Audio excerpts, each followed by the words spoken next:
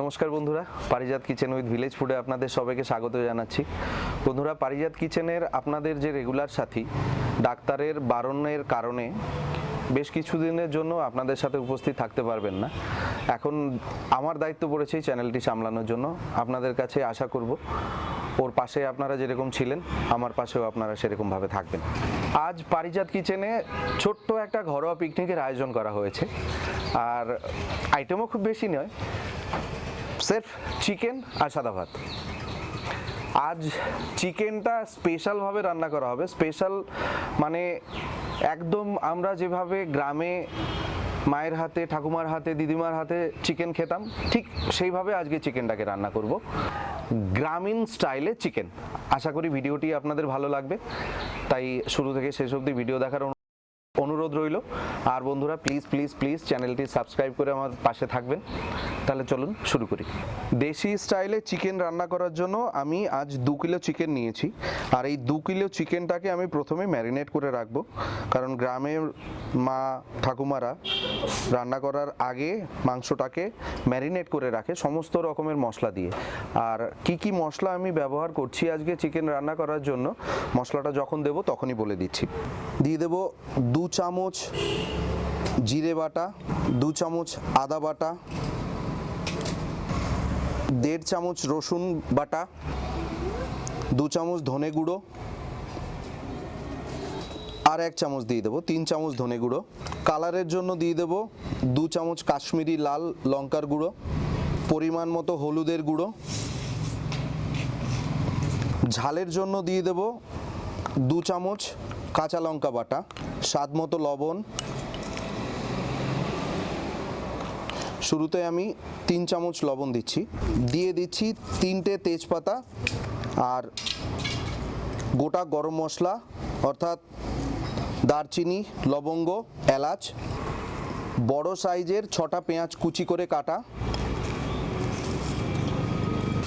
3টে tomato, টমেটোগুলোকে slice করে কেটে নিয়েছি। আর এর সাথে বাড়িতে ছোট বাচ্চা আছে, তাদের জন্য দিয়ে দেবো আলু। বাইন্ডিংয়ের জন্য দিয়ে দেবো সর্ষের তেল।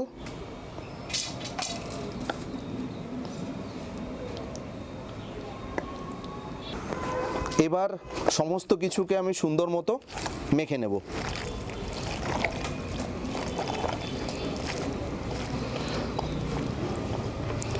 আমার মশলা দিয়ে মাংস মাখা হয়ে গেছে। এটা মেরিনেশনের জন্য আমি আধা ঘন্টা রেখে দেব। যদিও গ্রামে মায়েদের দেখতাম কখনো মেরিনেশন করে রেখে দিত না। মশলা মাখা হয়ে গেছে, তেল গরম, সাথে সাথে মাংস দিয়ে রান্না, অদ্ভুত টেস্ট হতো। কিন্তু আমি আধা ঘন্টার জন্য এটাকে মেরিনেশন করে রেখে দেব। আমার মাংস মেরিনেশন হয়ে গেছে, আর এই পুরো রান্নাটা আমি আজকে সর্ষের তেলে করব। তো কড়া গরম হয়ে গেছে, দিয়ে দিচ্ছি সর্ষের তেল। তেল গরম হয়ে গেছে, এর মধ্যে আমি ফোড়নের জন্য দিয়ে দেবো 2টো শুকনো লঙ্কা আর সাদা জিরে।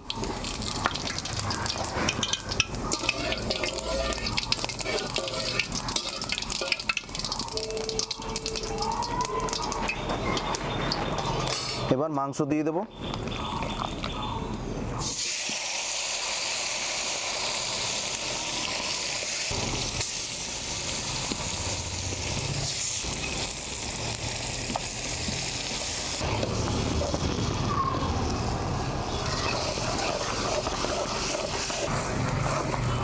এটি আমি খোলাভাবে কষিয়ে নেব যতক্ষণ না পর্যন্ত মশলার কাঁচা গন্ধ আর মাংসের গন্ধ চলে যায়। এভাবে উল্টে পাল্টে মাঝে মাঝে নেড়ে দিতে হবে যেন নিচে লেগে না যায়।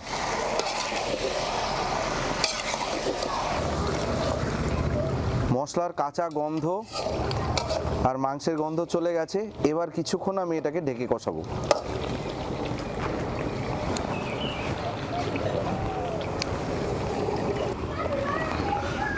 আমার কষানো হয়ে গেছে, দেখুন উপরে তেল উঠে এসেছে আর কত সুন্দর কালার হয়েছে। এবার এতে দিয়ে দেবো জল।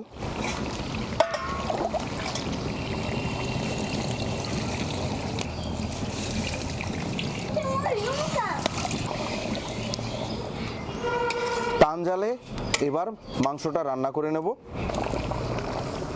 আমার মাংস রান্না প্রায় হয়ে গেছে।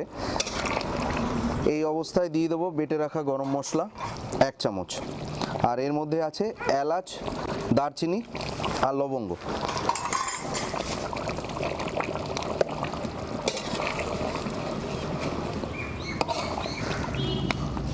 আমার মাংস রান্না হয়ে গেছে, এবার নামিয়ে নেব।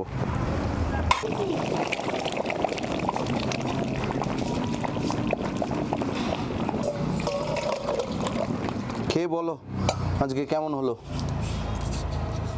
ঝোলটা উপরে দাও। আলু না আলু না,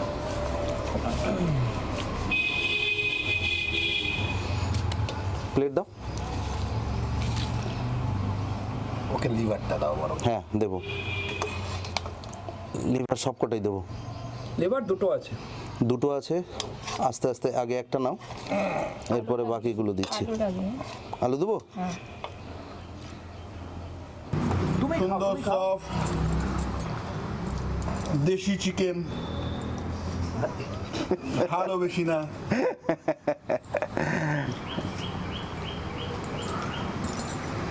আর এই বাসমতি রাইসের সাথে এর কোনো তুলনা হয় না।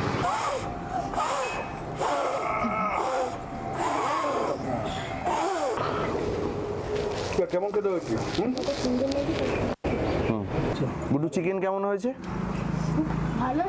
ভালো এবং সুন্দর, অ্যান্ড আরও বেশি সফট হয়েছে।